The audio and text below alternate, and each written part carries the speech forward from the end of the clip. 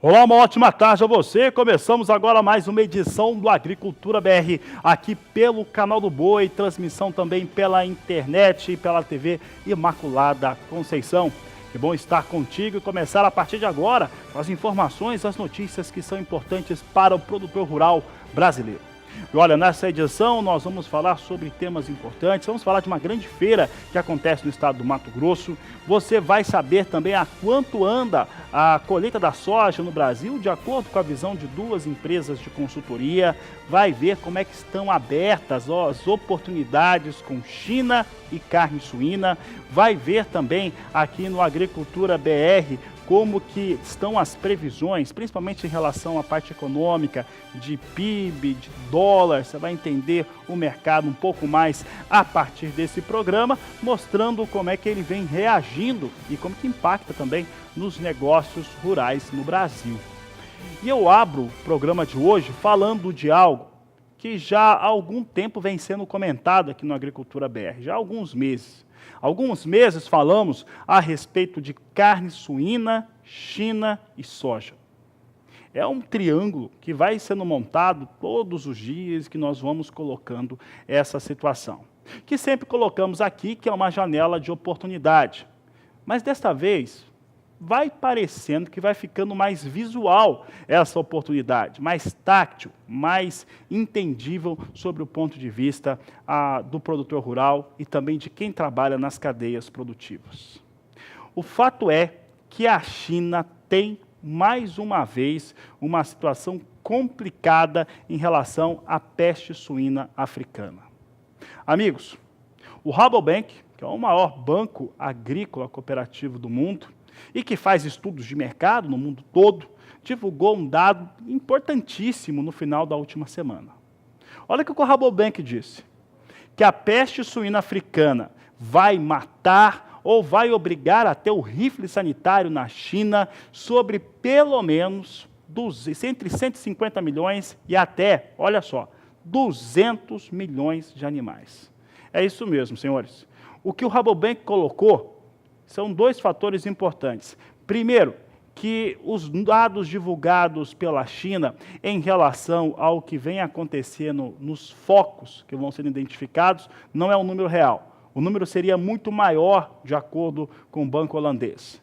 E mais do que isso, 150 milhões ou até 200 milhões de animais mortos ou abatidos representam cerca, um pouco mais ou um pouco menos, do que a metade de todo o rebanho suíno chinês, de 360 milhões de cabeças, de acordo com a apuração do Canal do Boi, do Agricultura BR, levando em consideração o Departamento de Agricultura norte-americano e os próprios dados do Rabobank.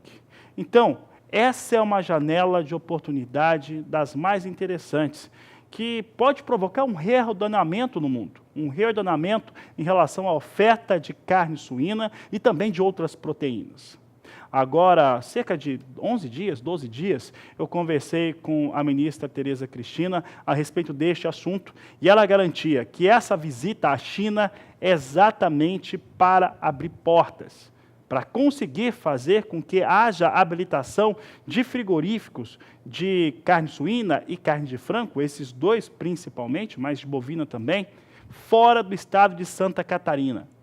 Esse dado ele é extremamente importante para se confirmar uma situação que pode ser muito benéfica.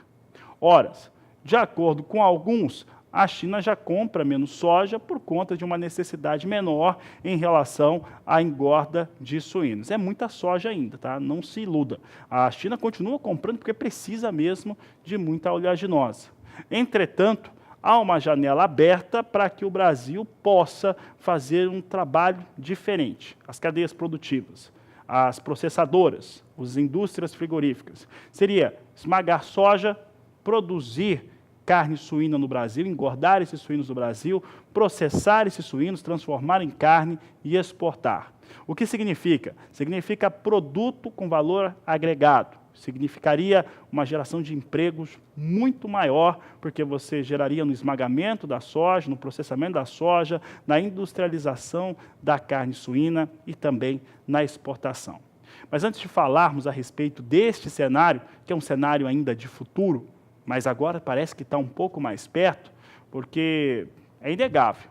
Cada vez mais os dados vão apontando para uma situação de calamidade em relação ao fornecimento de carne suína lá na China. A China, eu trazia um dado na semana passada de produção de carne suína na ordem de 52 milhões de toneladas.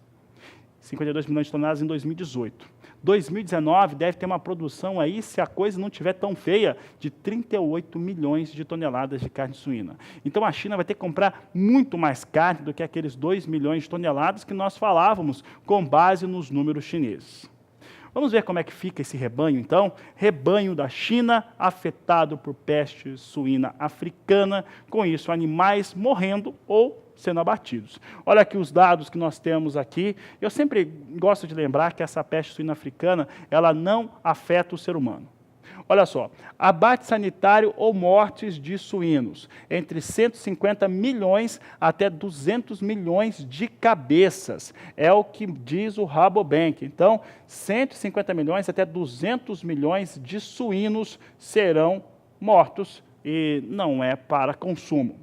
O rebanho chinês é de 360 milhões de cabeças. O que o Rabobank está dizendo? Que esse cenário todo vai criar uma queda de 30% em relação à produção de carne suína. E quanto que é essa produção de carne suína? De novo, de acordo com os números que nós apuramos em relação àquilo que a China produziu em 2018, 52 milhões de cabeças. E pode ser que nesse ano de 2019 a China consiga atingir no máximo 38 milhões de cabeças. Essa lacuna é uma lacuna de oportunidades, uma lacuna que nós vamos aí ver nos próximos meses, mas principalmente esse mês, agora com a visita do Ministério da Agricultura lá na China, ver se realmente se consegue trazer para o Brasil. Também há cerca de 10 dias, eu conversei com Francisco Turra, da BPA, e ele foi muito claro. Para que o Brasil consiga aproveitar este mercado, essa lacuna, é necessário ter habilitações de plantas frigoríficas fora do estado de Santa Catarina. E isso pode acontecer a partir desta visita técnica do Ministério da Agricultura, que acontece em breve.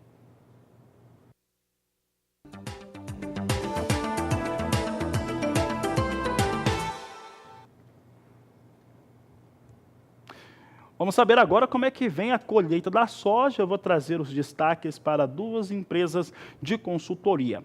Na sexta-feira, a consultoria Safras e Mercados trazia 89,1% de colheita da soja em todo o Brasil, nos números que foram apurados por ela. Vamos ver como é que vem aqui, de acordo com Safras e Mercados, 89,1% da área cultivada com soja colhida até 12 de abril deste ano. Comparado com o ano passado, você vê que vem aí num avanço de 2,5 pontos percentuais, já que 12 de abril do ano passado a colheita estava em 86,6%. A colheita também é mais avançada, quase 4 pontos percentuais, frente à média dos últimos 5 anos, quando está em 85,3%, de acordo com os dados de Safras e Mercados. É importante lembrar que após Mato Grosso e Mato Grosso do Sul terem concluído trabalhos na última semana, os estados de São Paulo e Goiás se mostraram próximos de finalizar a colheita de acordo com Safras e Mercados, mostrando aí o seu ponto de vista de colheita. Nesta segunda-feira pela manhã, foi a vez da AG Rural trazer os números em relação à colheita no Brasil. São números diferentes, são empresas de consultoria diferentes e você acompanha todos os dados aqui no Agricultura BR.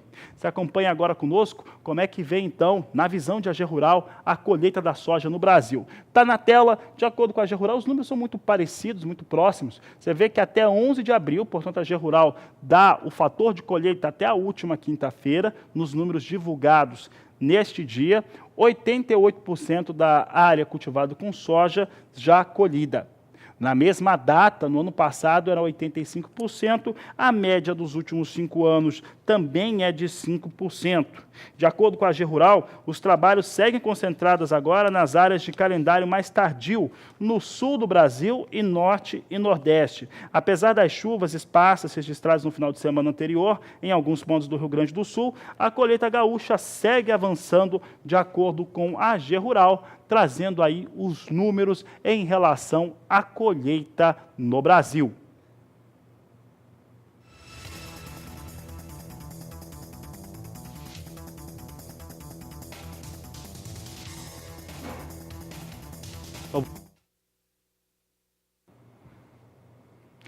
E olha, nesta segunda-feira, o Departamento de Agricultura norte-americano foi notificado por exportadores privados.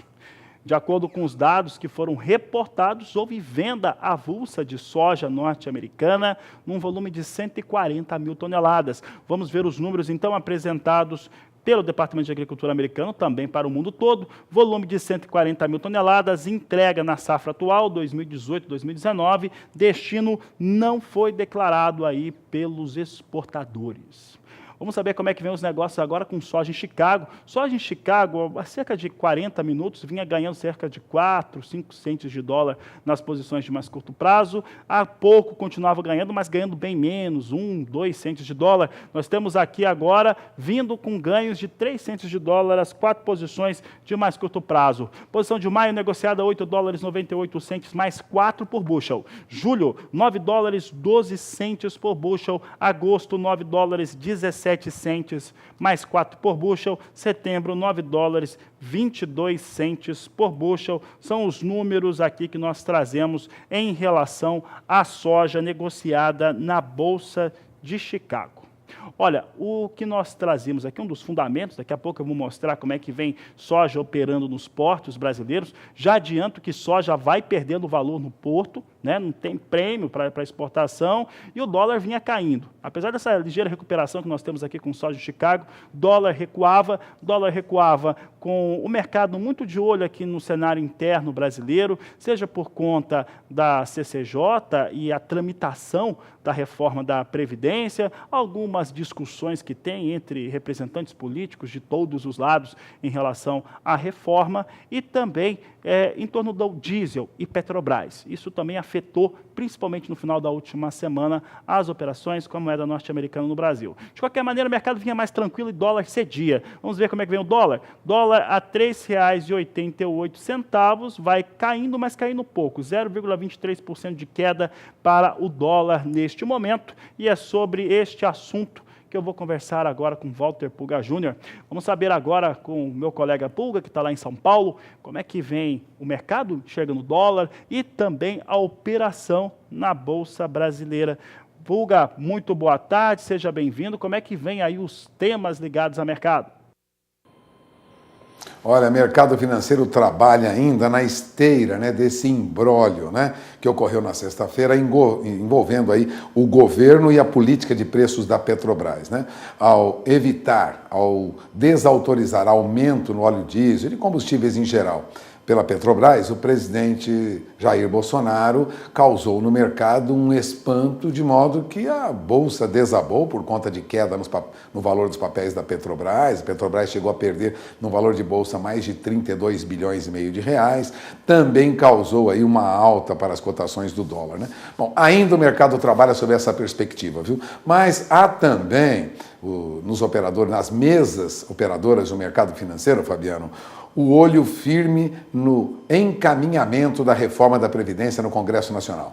Esse é o assunto que vai permear o noticiário até que se chegue a uma conclusão, até que se proponha de fato uma reforma na Previdência, e o mercado vai sinalizando, com especulação, lógico, tudo o que vai ocorrendo lá. Qualquer boato, qualquer informação, qualquer pequena discussão causa uma grande movimentação no mercado, como ocorreu na sexta-feira, quando o presidente Jair Bolsonaro decidiu evitar aumento nos preços dos combustíveis, mudando a política da Petrobras. Bom, hoje o mercado ainda trabalha na esteira desses problemas, e diante disso o dólar recua, mas recua muito pouco, né? A R$ 3,88 aproximadamente, ele cai pouco mais de 0,23%. Na máxima do dia, o dólar chegou a operar bem perto aí de R$ 3,89. Na mínima chegou a oscilar com uma forte baixa em alguns momentos a R$ 3,86, ou seja, o dólar vai oscilando, mas ainda muito acima do que se esperava para esse período em função do que ocorreu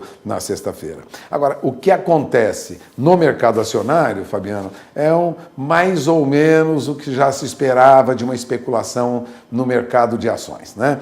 Há uma forte recuperação agora do valor de negociação dos papéis da Petrobras. Para você ter uma ideia, a Petrobras já recuperava quase 3% agora, perdeu mais de 8% na sexta-feira. Isso faz com que a Bolsa venha em alta, né? O principal índice da nossa Bolsa, que é o índice Bovespa, sobe agora 0,28%, volta aí à faixa de 93 mil, aos 93.137 pontos, última pontuação agora há pouco, depois de rasar fundo, né? Vamos lembrar que chegou a cair aí para a faixa de 92.700 pontos na sexta-feira, também em função de queda acentuada nos papéis da Petrobras. Agora há uma recuperação no valor de negociação dos papéis da Petrobras e a Bolsa vem em alta. Agora, vale lembrar que, mesmo com alta nos preços do minério de ferro, as ações da Vale continuam cedendo. Perdem mais de 0,5%, perdiam agora há alguns minutos mais de 0,5%. Isso impede aí uma recuperação mais acentuada da pontuação do índice Bovespa. De olho na informação, porque todas as decisões do governo acabam por influenciar rapidamente no mercado financeiro. De olho nas notícias. Fabiano? Aqui no Agricultura BR. E olha, o assunto por aqui, você viu como é que vem o dólar, vem bolsa também, um comportamento bastante influenciado por fatores externos, mas muitos internos aqui no Brasil. No cenário externo, eu ressalto, nós temos Chicago registrando ligeira alta, 3 centes de dólar nas posições de curto prazo, dólar cai um pouco, 0,22%, os prêmios pagos pela soja nos portos brasileiros é muito baixo, assim como acontece com o milho também. Então, o que nós temos é soja cedendo nos portos do Brasil. Vamos mostrar agora como é que vem as posições, agora em alguns portos. De acordo com Grãos Corretora, R$ 76,50 a saca de 60 quilos para esse dia 15 de abril. É o que nós temos, R$ 76,50. Fica muito claro para quem acompanha o Agricultura BR que nós temos aí queda para o valor pago nesses dois portos de referência que você acompanha aqui diariamente no nosso programa. Olha, nós vamos para o intervalo comercial e daqui a pouco nós vamos voltar falando de uma grande direta ao vivo do interior do estado de Mato Grosso e de uma grande feira. Você vai conhecer como é que é a operação de uma usina de etanol, mas que só produz etanol à base de milho, é lá no Mato Grosso que tem, e daqui a pouco nós voltamos com essas informações. Aproveite para mandar sua mensagem, manda foto, manda vídeo aqui por Agricultura BR, manda sua pergunta, o nosso WhatsApp é o 67996562266.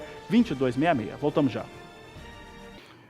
E o Canal do Boi, Agricultura BR, está presente nas grandes feiras do Brasil e nós vamos viajar agora até Sinop, no Mato Grosso, onde acontece a Norte Show. E vamos falar de um assunto bem interessante, vamos falar de milho e de produção de etanol à base de milho. Vamos conhecer aqui as informações de uma usina que trabalha com etanol só com base no cereal.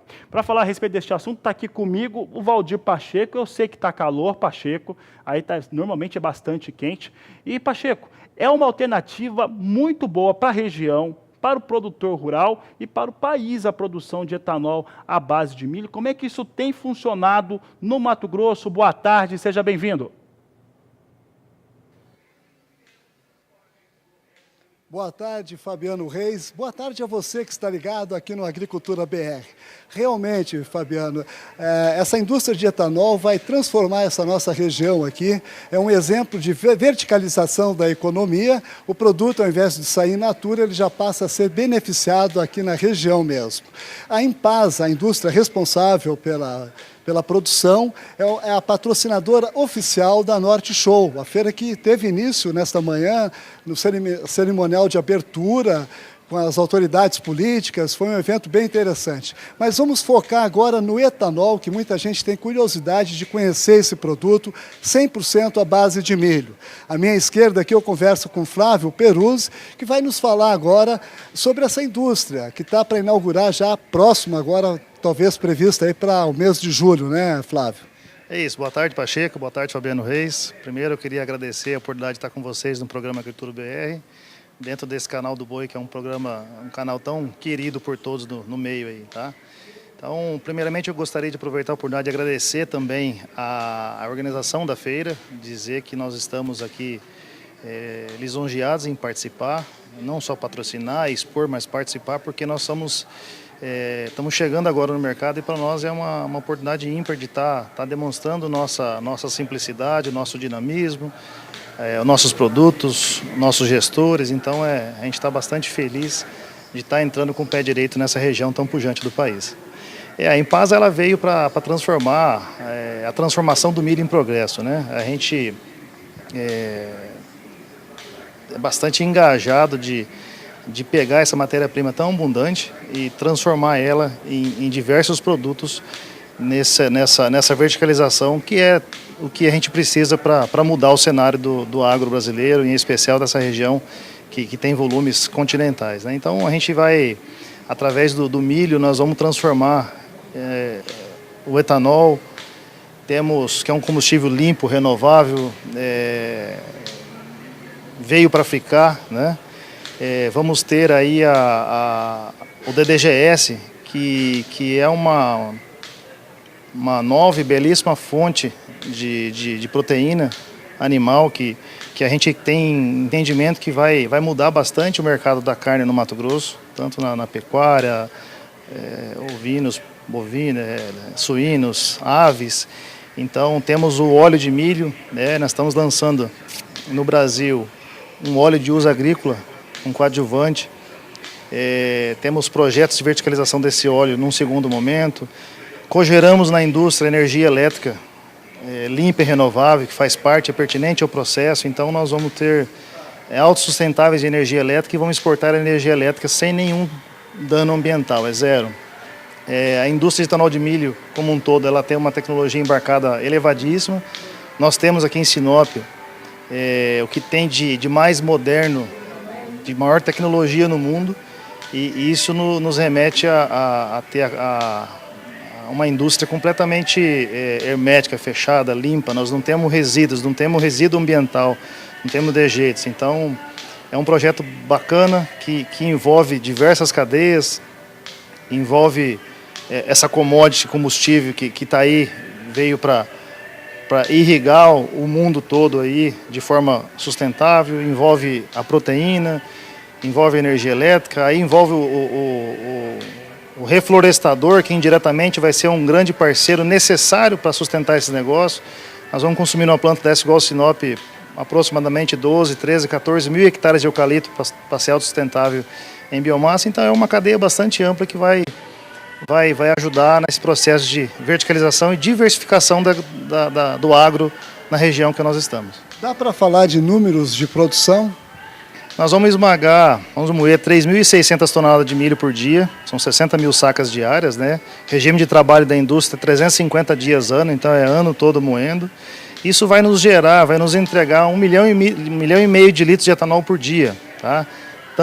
Tanto anidro quanto hidratado, conforme demanda de mercado, nós temos capacidade produtiva para focar em qualquer um dos dois produtos. Vai nos gerar 1.000 toneladas de DDGS por dia. Então, todo dia nós vamos estar injetando no mercado 1.000 toneladas de proteína para a gente mudar o cenário da carne. Produzimos também diariamente 120 mil litros de óleo bruto. Inicialmente nós vamos vendê-lo como bruto e depois tem outros projetos para verticalizar esse produto. Além de cogerar 30 megas de energia, vai nos proporcionar ser autossuficiente e exportar o excedente, que é a maior parte, contribuindo também para o progresso estar aqui sustentado com energia elétrica. Isso aí vai mudar o perfil da nossa região, viu, Fabiano? Porque a produção de eucalipto para biomassa vai ser produzida nessas baixadas arenosas, onde o custo de produção de soja é muito alto E o eucalipto, em 5 anos, viabiliza uma renda para o produtor que é mais compensativo do que produzir soja durante 5 anos nessas áreas arenosas. E hoje já existe genética no eucalipto aí para produzir nessas áreas arenosas. Mas agora vamos falar de um outro produto que vai ser gerado dentro da indústria também. Aqui ao meu lado, Daniel Sarmento, que vai nos falar do DDGS. O que é o DDGS que os produtores estão numa expectativa muito grande aí para os confinamentos bovinos? Primeiramente, um prazer, Pacheco, estar aqui com você e também no canal. Um canal que tanto contribui há tantos anos para o progresso e desenvolvimento do agronegócio brasileiro. Antes de falar do DDGS, que é um produto a ser produzido pela Impasa, falar um pouquinho de forma bem sucinta sobre o processo, que ele explica muito do que é o produto e qual o tamanho do valor agregado que ele tem. O DDGS é oriundo do processo de extração do amido do milho para a produção de etanol. Então, esse processo ele é mediado por enzimas e micro-organismos, né, e a partir de processos fermentativos a gente tem a produção do etanol a partir desse amido, desse açúcar. De açúcares mais simples é produzido o etanol. Um produto que é produzido e vai ser produzido pela Impasa é o DDGS, da sigla em inglês, traduzindo para o português, grãos secos de destilaria consolúveis. O que seria esse produto? É o milho sem o amido e com um efeito modular e aditivo a ele, todos esses micro-organismos e enzimas que foram utilizadas no processo. Enzimas são proteínas, micro-organismos, e essas paredes de micro-organismos têm um efeito muito benéfico para o organismo dos animais. Então a gente tem um milho em seu valor químico bromatológico concentrado em proteína e energia. Vamos produzir um DDGS no Brasil, único, é um processo industrial, um investimento da Impasa para produzir um produto diferenciado, com mais de 32% de proteína e mais de 5,5 pontos percentuais de extrato etéreo. Então a gente tem num produto só, de forma muito singular, uma concentração de proteína muito interessante e também de lipídio, de gordura, né, que pode incrementar a energia das dietas de forma muito significativa. Se fizer uma comparação do milho e o DDGS em termos de valor proteico, qual seria a diferença? O milho grão, né, processado, ele tem 8%, em torno de 8% de proteína. O nosso DDGS vai ter no mínimo 32% de proteína. Então quando a gente extrai o amido, a gente concentra fisicamente proteína e energia. Mesmo extraindo parte do óleo no processo, a gente ainda tem uma quantidade significativa e muito interessante do ponto de vista de nutrição, de formulação das dietas, uma quantidade de óleo muito interessante. São 2 tipos, o úmido e o seco. Como é que vai funcionar a logística de distribuição desses 2 produtos? Diferente de outras usinas, de outras empresas, a Impasa não vai produzir o produto úmido. Ela vai secar 100% da sua produção de DDGs, né, e adicionar a eles esses solúveis que é uma matéria-prima do processo produtivo que enriquece muito nutricionalmente o produto. Então nós não temos esse empecilho do ponto de vista de escala temporal em relação ao prazo de validade do produto. O produto úmido é um produto que se deteriora com facilidade, tem uma dificuldade do ponto de vista de armazenamento também. Então nós não temos esses desafios, né? O nosso desafio em relação ao produto sim no conhecimento pelo pecuarista e pelo público que vai utilizá-lo. Isso aí vai mudar o perfil da nossa região, vai alavancar muito aqui o confinamento bovino, que é um produto muito utilizado nos confinamentos, né? Sem sombra de dúvida, não só nos confinamentos, mas com foco no confinamento. Boa parte da carne exportada pelo país sai do Mato Grosso e num curto espaço de tempo nós vamos mudar o perfil de formulação das dietas e a oferta e a dinâmica em relação aos ingredientes utilizados nos confinamentos. É mais uma alternativa com uma peculiaridade muito interessante, que é um alimento rico em proteína e rico em energia. E um custo-benefício interessante também para os produtores, né, Daniel? Sem sombra de dúvida. A gente sempre alerta a necessidade de fazer a conta, o cálculo, para tomar de decisão em relação a quantos quilos, quantas toneladas de proteína são entregues naquele valor. né? E se a gente fizer uma relação de custo-benefício entre os outros alimentos proteicos e que não oferecem a mesma quantidade de energia que o DDGS fornece, a gente tem uma relação custo-benefício muito interessante, muito vantajosa para a região. Ok, Daniel. Muito obrigado aqui pela participação dos dois, Flávio, Daniel. Isso aí realmente vai transformar a nossa região, uma região fantástica.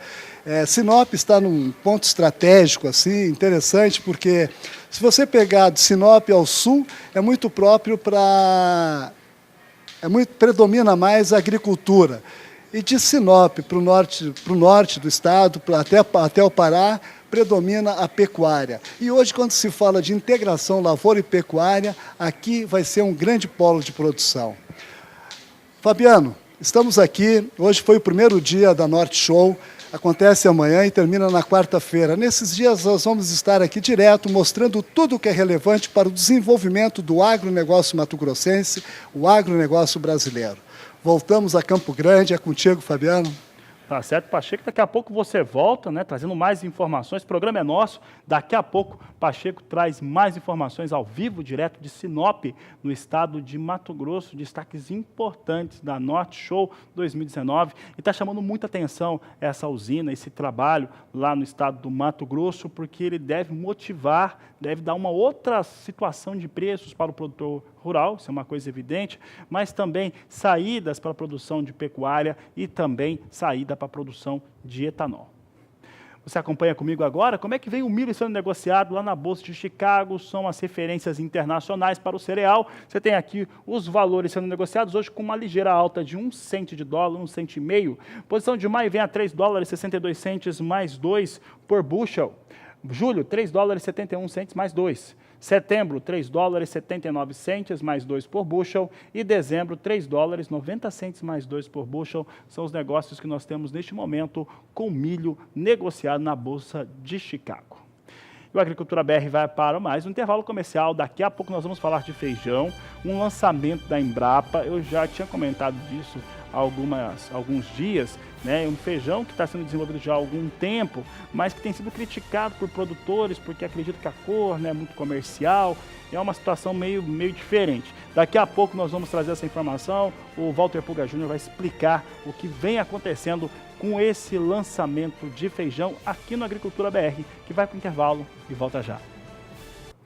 E eu falo agora a respeito de uma variedade de feijão transgênico, RMD, que está para ser lançado pela Embrapa. Já tem muita crítica em cima dele. Um dos pontos que é colocado pela Embrapa é o controle do mosaico dourado. Pelo que a gente está sabendo, esse lançamento já foi adiado algumas vezes. Mercado e produtor não estão vendo muita vantagem nele, principalmente por conta da cor do feijão. Mas quem vai explicar como é que estão falando desse feijão aí é o Walter Pulga Jr. Pulga, normalmente quando a Embrapa lança uma variedade de qualquer produto, se tem ali uma boa aceitação, você tem até algumas comemorações por causa da tecnologia brasileira. É o que acontece de diferente no lançamento dessa variedade transgênica de feijão que está havendo, Pulga. Olha, é uma discussão que já existe há 15 anos, Fabiano. Esse feijão é conhecido como RMD, né? Uma semente transgênica de feijão carioca. É variedade, aliás, muito comum no prato do brasileiro, né? O brasileiro consome muito feijão carioca, né? Ela oferece como vantagem a resistência ao chamado, muito conhecido, mosaico dourado, né? Como doença provocada por um vírus transmitido pela mosca branca. Bom, quando o mosaico dourado infecta as lavouras, ele pode dizimar toda a produção. Por isso, a Embrapa desenvolveu esse projeto, vamos dizer assim, desse feijão transgênico, né? O Brasil produz praticamente todo o seu consumo de feijão e quando reduz a produção precisa importar rapidamente e os outros países não têm feijão carioca, né? Bom, na última safra foram colhidos aí 3 milhões e 100 mil sacas, toneladas, né? Vamos dizer, 3 milhões e 100 mil toneladas, sendo 60% da variedade carioca, que é a variedade consumida pelo Brasil e praticamente não é produzida em outros países. Agora, o que ocorre com o mercado, Fabiano, e você falou uma situação bem diferente, é que o mercado rejeita, né? Os distribuidores, os embaladores de feijão, né? Eles não acreditam nesse feijão. Por quê? Primeiro, segundo eles, não é produtivo. Segundo, o consumidor rejeita produto transgênico, tende a rejeitar, né? Enquanto o produto transgênico é usado na ração animal ou para fazer uma ou outra coisa, o consumidor ainda aceita, vamos dizer assim, esse processo. Mas quem trabalha com feijão não acredita que o consumidor vá aceitar esse feijão transgênico. Aliás, eu conversei agora há pouco com o Marcelo Liders. Ele é presidente do IBRAF, Instituto Brasileiro do Feijão. E ele já manifestou várias vezes em reuniões no Ministério, reuniões com representantes da Embrapa, manifestou o desinteresse do mercado em operar esse feijão. Lá atrás, ele disse, houve um pedido dos produtores para que trabalhássemos um feijão que fosse resistente ao mosaico dourado. Mas agora não há interesse nisso não. E há um outro problema. Este feijão RMD, né, BRSFC 401 RMD, é o nome, né, do registro desse feijão, ele é suscetível ao chamado carlavírus, o que já foi admitido, inclusive, pela Embrapa em anos anteriores. Por isso, o mercado não vê com bons olhos o lançamento desse produto agora, segundo Marcelo Luders. O que acontece é um desinteresse do mercado e não há perspectiva de que haja interesse em comercializar esse produto desenvolvido pela Embrapa. É um caso raro, como você lembrou, normalmente os trabalhos da Embrapa são muito bem aceitos, mas Marcelo Luders disse que há outros interesses, provavelmente interesse político, em insistir, né, na utilização desse produto novo. É esperar para conferir, Fabiano. Enquanto isso, estamos aí com o feijão em preços um pouco mais baixos, né? Aliás, os dados da safra 2018-2019 de grãos, divulgados na semana passada pela Conab, né, mostraram por que o feijão no começo do ano chegou a custar R$ 400 a saca, né? Os preços explodiram. Então, o consumidor recuou no consumo de feijão, né? O volume colocado nos armazéns pelos produtores recuou quase mais de 300 mil toneladas na chamada primeira safra, né? Se esperava 1.300.000 toneladas. Nós recebemos pouco mais de 970 mil toneladas, né? Problemas climáticos provocaram uma escassez, vamos dizer, da primeira safra. Mas agora isso deve mudar um pouquinho. Por isso, preços do feijão, olha, os últimos negócios realizados aqui na BBM, Fabiano, no oeste da Bahia, em média, R$ 230 a saca, viu? Uma alta de 4,5% no oeste da Bahia na última sexta-feira. Segundo a BBM ainda, preços estáveis em Rio Verde, a R$ 185 a saca, e em Cristalina, isso em Goiás, em R$ 200 a saca. Primavera do Leste, lá no Mato Grosso, em média, R$ 175 a saca do feijão cores, né? Feijão carioca, cor 8,5, né? Preço à vista pago ao produtor rural. Em São Paulo ainda, preço na faixa de R$ 200 a saca, considerando valores da última sexta-feira. O mercado já cedeu bastante, mas os preços para o consumidor ainda continuam elevados, né? Feijão que chegou nas prateleiras agora, até recentemente, ainda tinha preços elevados, do tempo aí de R$ 380, R$ 400 a saca em algumas regiões do país. Mas agora os preços tendem a voltar ao normal, mesmo assim, ainda acima da média que nós vimos em anos anteriores. São dados da BBM apurados aqui junto às corretoras que operam no mercado do feijão. E essas são as informações de destaque, né? De olho na informação, porque esse produto da Embrapa, Fabiano, não deve ter aceitação, não, pelo produtor, e há o receio de que o consumidor não aceite mesmo esse produto novo que a Embrapa deve lançar agora em meados de abril. É com você. Obrigado, Walter Pulga. Boa tarde para você. O que significa o seguinte, o mercado está dizendo que não tem interesse, tem 15 anos desenvolvendo esse projeto, né, já foi adiado o lançamento dele algumas vezes. Significa o seguinte, vai ter o lançamento, a tecnologia existe, mas não vai ter quem o produza para comercialização. Às vezes não dá, aparentemente foi desta vez para a Embrapa, não deu certo. E por aqui você confere cotações do feijão no Agricultura BR.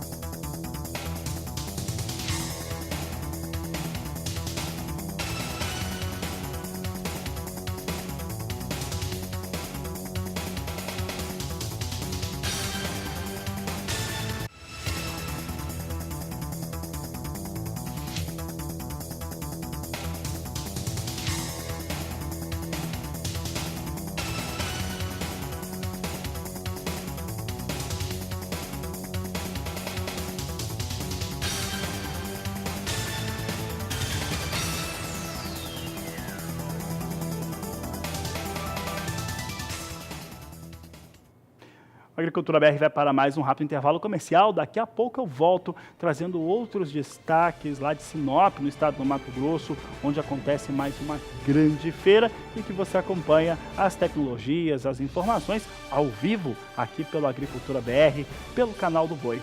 Nós vamos para o intervalo e voltamos em instantes. Agricultura BR de volta. Eu lembro a você que a sua participação é sempre muito importante por aqui. Então participe conosco, mande foto, vídeo aí da sua produção, aquilo que você está fazendo no campo, manda aqui para o programa. Você manda no nosso WhatsApp no 67996562266. Pode comentar também algumas reportagens, notícias e análises aqui do programa.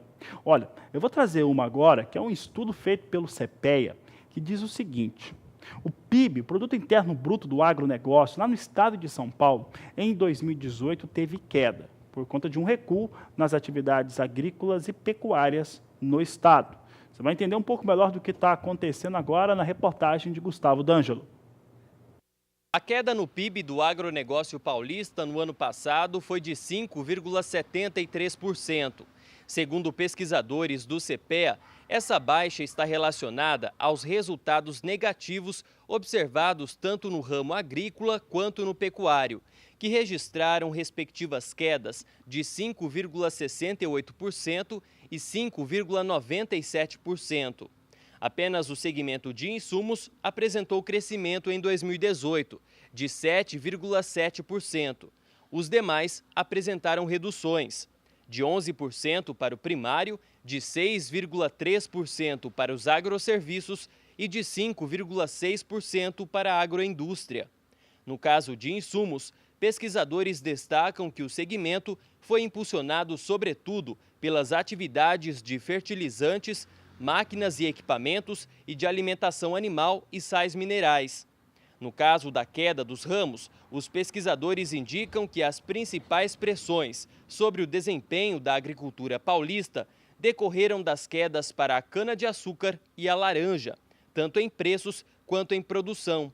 Por outro lado, os maiores faturamentos para algodão, milho e soja atuaram em direção contrária, limitando a retração do PIB do segmento em 2018. No caso do ramo pecuário, a queda se deve aos preços baixos no segmento primário e na agroindústria, resultado, sobretudo, da demanda interna ainda enfraquecida no ano passado. Em 2018, o ramo agrícola manteve-se predominante no estado de São Paulo, com participação de 82%, enquanto o pecuário foi responsável por 18%.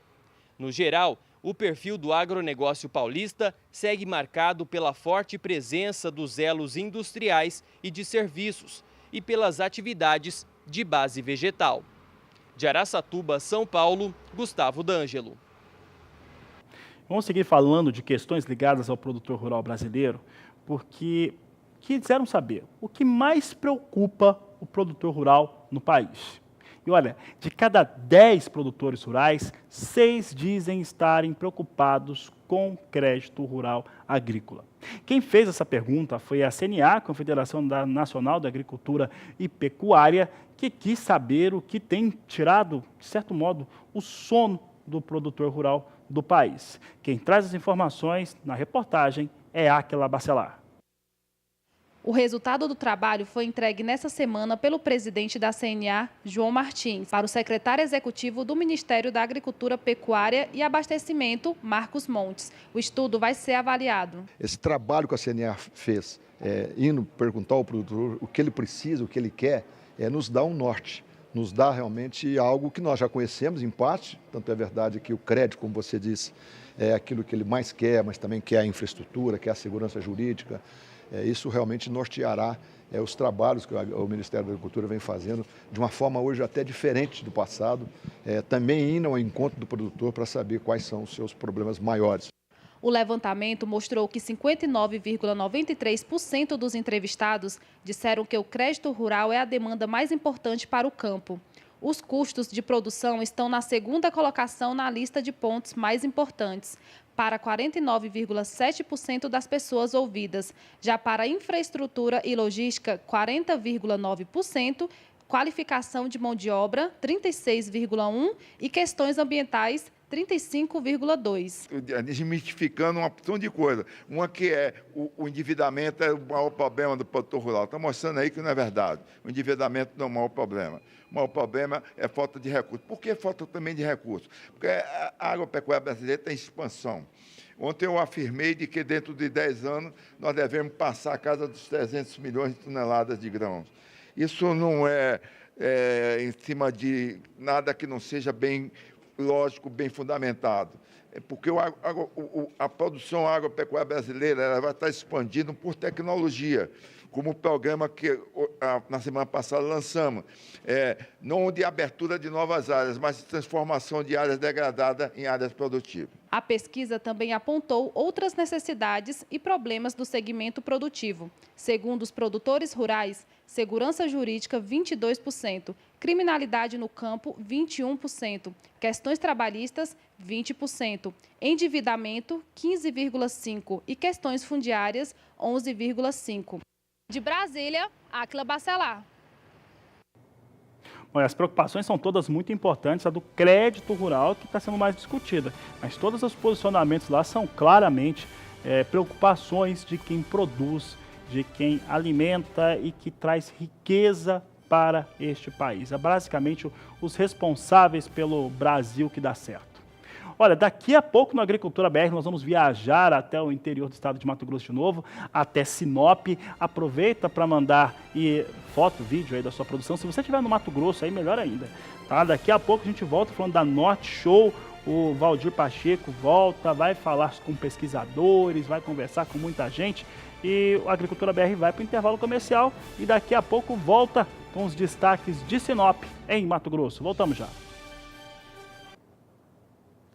Agricultura BR de volta e agora para trazer informações tecnológicas direto de Sinop, no Mato Grosso, onde mais uma grande feira que acontece, que você acompanha, claro, aqui pelo Canal do Boi, pelo nosso programa. Eu volto a falar com Valdir Pacheco, que agora fala sobre transferência de tecnologia, fala sobre Embrapa. Pacheco, é com você.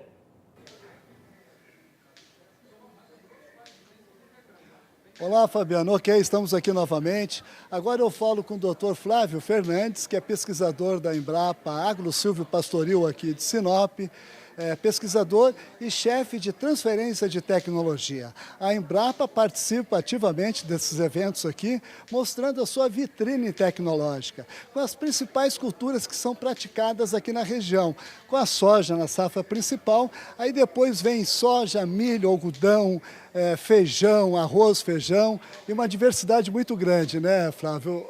Boa tarde, obrigado aqui pela sua participação. Boa tarde, Pacheco. Obrigado a vocês de estarem nos dando essa oportunidade.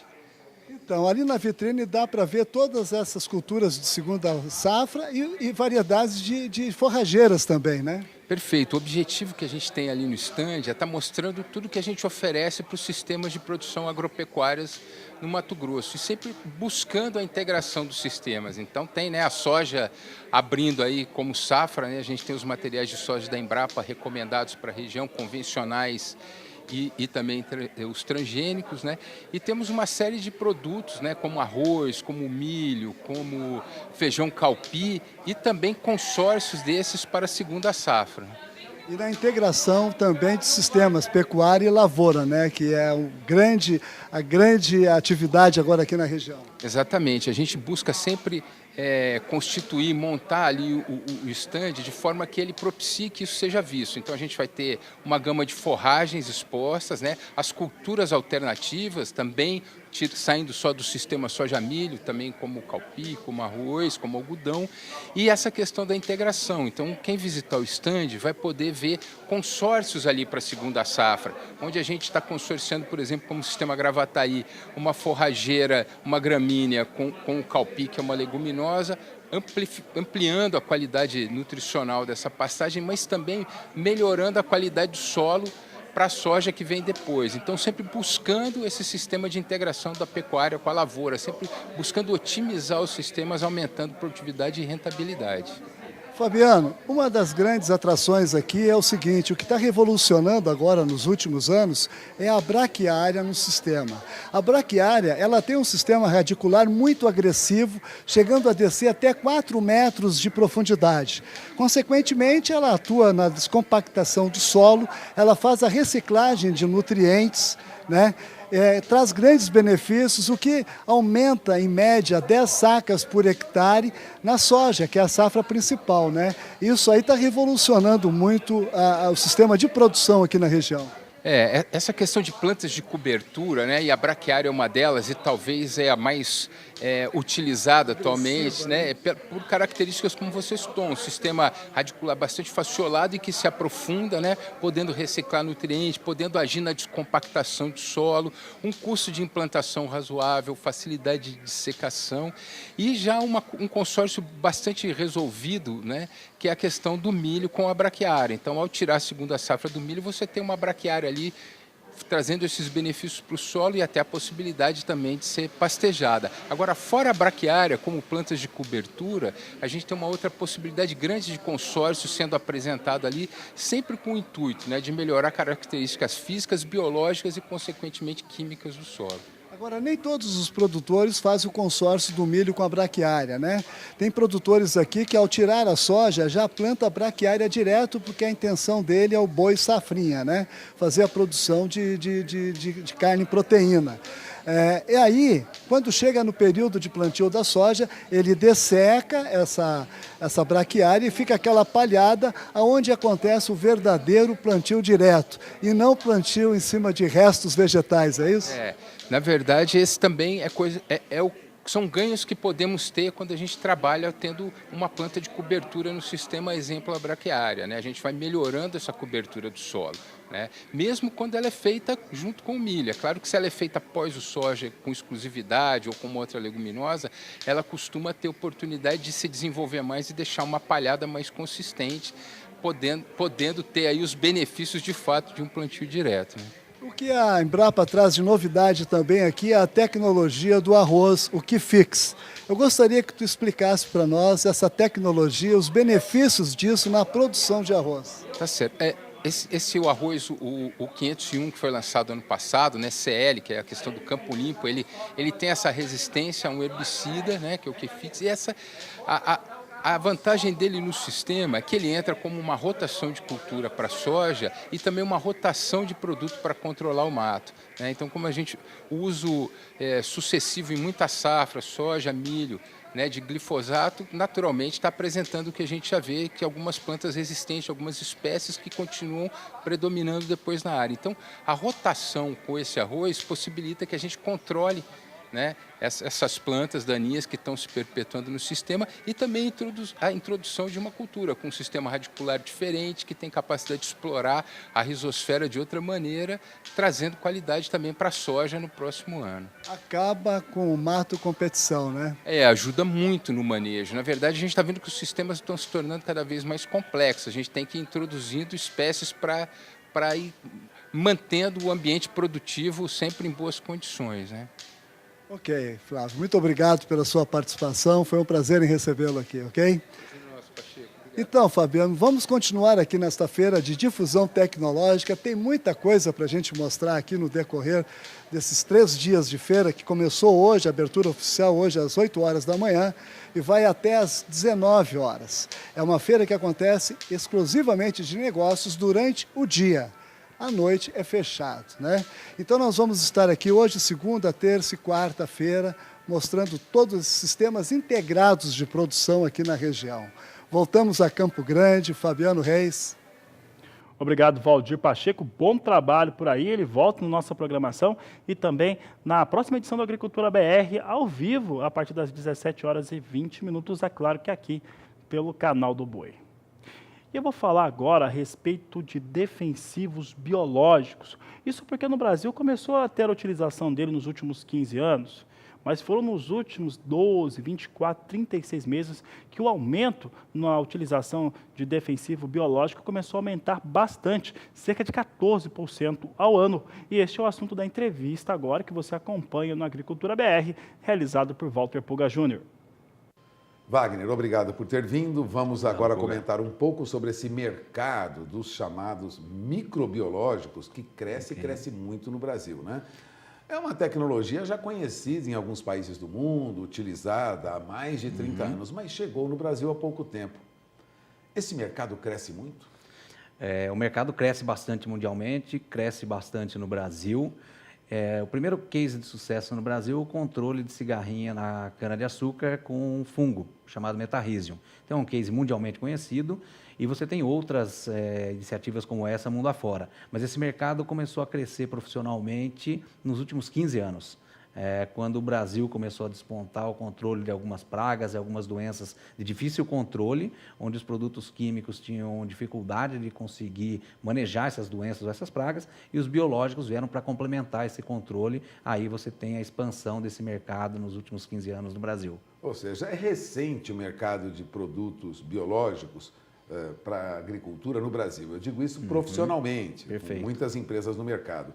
Agora, é um mercado muito grande porque fala-se em crescimento nesse mercado em 2 dígitos todo ano, ou seja, vende-se muito hoje produto biológico para agricultor, seja ele cafeicultor, produtor de algodão, produtor de hortigranjeiros, né? Hortifrutigranjeiros. Chega a crescer 50%, 70%, como alardeiam aí no mercado? Puga, esse número eu não concordo com ele. O número, de fato, os números são de 2 dígitos, o crescimento dos últimos 10 anos. Então, hoje se fala crescimento entre 14% e 20%, mundialmente ou no Brasil, respectivamente. Mas esses crescimentos exagerados, eles podem ser pontuais em algumas regiões, para algumas situações específicas, mas não para o mercado como um todo. Ou seja, uma determinada região passa a usar um produto, exatamente, isso aumenta o consumo, então sobe 30%, 40% a utilização desse produto pelo agricultor naquela região. Não significa crescimento em todo o Brasil de 50%. É muito difícil, exagero. Embora esse mercado não seja tão pequeno, hoje esse mercado, as últimas estimativas falam em 500 milhões de reais, o tamanho desse mercado no Brasil ano passado, e ele vem, de fato, crescendo a 2 dígitos, mas aí uma coisa mais moderada, alguma coisa entre 15% e 20% ao ano.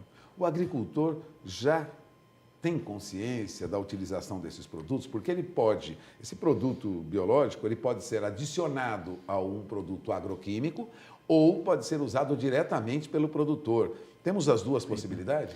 Você tem as duas possibilidades. O nosso produtor hoje é bastante técnico, bastante tecnificado.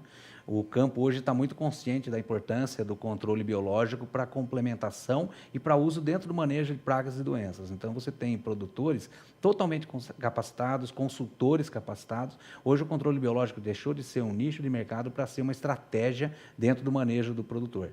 Então, hoje é uma realidade e o mercado está pronto, os produtores estão prontos para esse negócio hoje. Bom, o Wagner Coladel está aqui hoje porque tem um produto novo que lançou no mercado e que é um pouco diferente do que até então se tem. Aliás, é o único produto registrado no Ministério com essa característica. Não há outro no Brasil. Que produto novo é esse que a Agrivale está lançando? Esse produto chama-se Shocker. Ele é um fungicida microbiológico composto por 2 bactérias e um fungo. Essa característica de 2 bactérias e um fungo é uma novidade no mercado brasileiro. É o único produto, o primeiro a chegar no mercado com essas características. Essa pesquisa começou há bastante tempo, vale a pena ressaltar. Isso não é uma coisa que foi criada há pouco tempo, a gente trabalha nesse produto há 10 anos. Então, hoje ele está chegando ao mercado como uma novidade para o manejo de doenças de solo, que é um problema sério para soja, para feijão, para algodão, para tomate, para alface, para batata. O que ele combate? O que ele ajuda a combater? Ele está registrado para 2 doenças importantes, risoctoniose e mofo branco. São 2 doenças de solo, 2 fungos de solo, de difícil controle, porque eles estão localizados para baixo da superfície do solo, então você precisa combatê-los lá embaixo. E essa característica o biológico ajuda muito, porque a partir do momento que você coloca esses fungos e essas bactérias no solo, eles vão se multiplicar e aumentar o seu controle.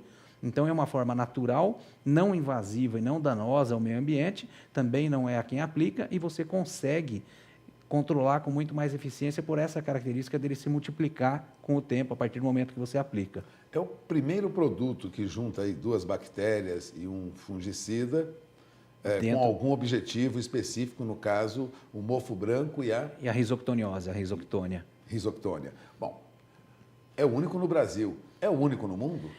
A gente está fazendo esse levantamento no âmbito mundial.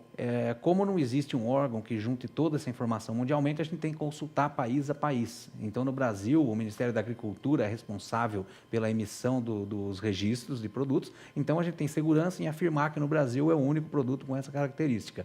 E a gente está pesquisando esse mundo afora, mas não é comum, pelas dificuldades que você tem nas questões legais, nas questões de registro.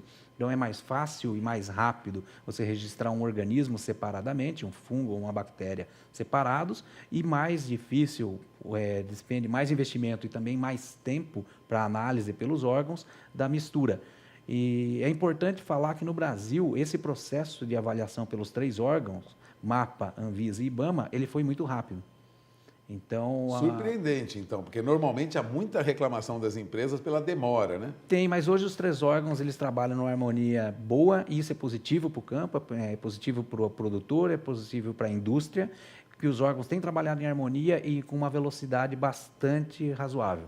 Bom, agora vamos falar de custo, porque todo produto novo sempre vem com um custo e normalmente é um custo mais alto no começo, para remunerar a pesquisa que a indústria fez.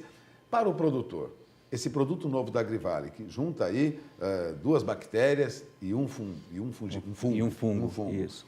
É muito caro? Surpreendentemente, não. Então, você tem hoje o custo de aplicação, isso por hectare, compatível com o que ele já tem de outras tecnologias. Então, você consegue agregar tecnologia ao produto com custo adequado para o produtor no campo. Então, é uma tecnologia acessível, de valores acessíveis no âmbito do produtor, no nível do produtor. É perfeitamente compatível com as outras técnicas de controle que ele tem hoje, comparado com químicos. Não altera tanto o custo de produção? Não altera o custo de produção comparado com controle químico, por exemplo. Que é muito mais oneroso. É no mesmo nível. Eles são no mesmo nível. O nível de investimento do produtor por controle via químico é o mesmo do controle via biológico com esse tipo de produto. Bom, você acaba de ouvir o Wagner Coladel. Wagner Coladel é um dos diretores da Agrivale. Tem um novo produto no mercado, biológico, que contribui aí, principalmente para quem trabalha com soja, né? Problemas no solo, café, algodão e também hortifruti grangeiros. De olho na informação, isso pode ajudar no planejamento, né, na rentabilidade do seu negócio. Agradeço sua presença aqui, Wagner. Encerramos a entrevista, é com vocês.